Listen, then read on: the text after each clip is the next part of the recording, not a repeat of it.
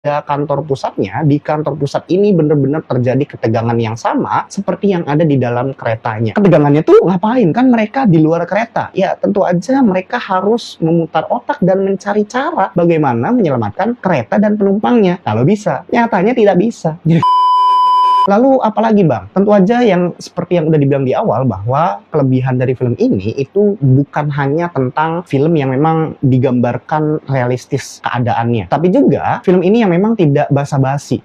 Jadi tidak ada yang namanya orang yang sok-sokan jadi pahlawan kayak superhero kayak Dwayne Johnson di film bencana yang satu San Andreas itu kena tsunami dan gempa gitu kan, nggak ada kayak gitu.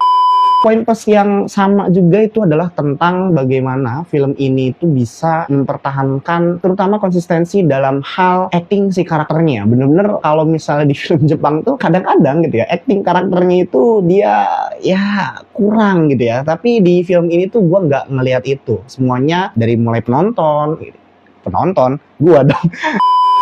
Dari mulai penumpang gitu ya, dari mulai si masinis segala macemnya gitu ya, dan semua yang ada di kantornya itu benar-benar memang mereka itu ya alami banget lah, nggak kayak acting, sehingga gue pun sebagai penonton merasa percaya. Lalu yang gue suka apalagi di film ini? Yang gue suka tentu aja tentang bagaimana konklusi film ini, karena memang setelah dia itu udah dicari cara segala macemnya dan segala eskalasinya itu sudah dikeluarkan dan ada di satu momen gitu ya, dan memang itu momen yang bener-bener kita tuh udah hopeless banget, kayak kita sebagai penonton tuh kayak udah mikir anjir ini gimana lagi nyelesainnya gitu kan, ini gimana lagi solusinya gitu. Jadi kita tuh sebagai penonton bener-bener kayak dibuat mikir juga, sehingga ketika udah ada solusi pamungkasnya gitu ya di akhir film ini bener-bener kerasa puas banget gitu. Jadi gue suka banget tiap eskalasi itu konklusinya tuh bener-bener bagus dan enak banget. Lalu tentu aja yang gue suka di film ini adalah ya twistnya, walaupun kerasa receh tapi tetap gue suka banget film yang kayak gini. Jadi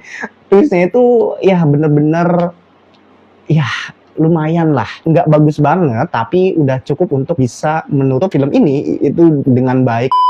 Kekurangannya apa? Kurangnya itu dia adalah walaupun dia bagus ya segala macem, nggak ada sih, kayaknya nggak ada sih kurangnya. Gue juga bingung nih kurangnya apa ya.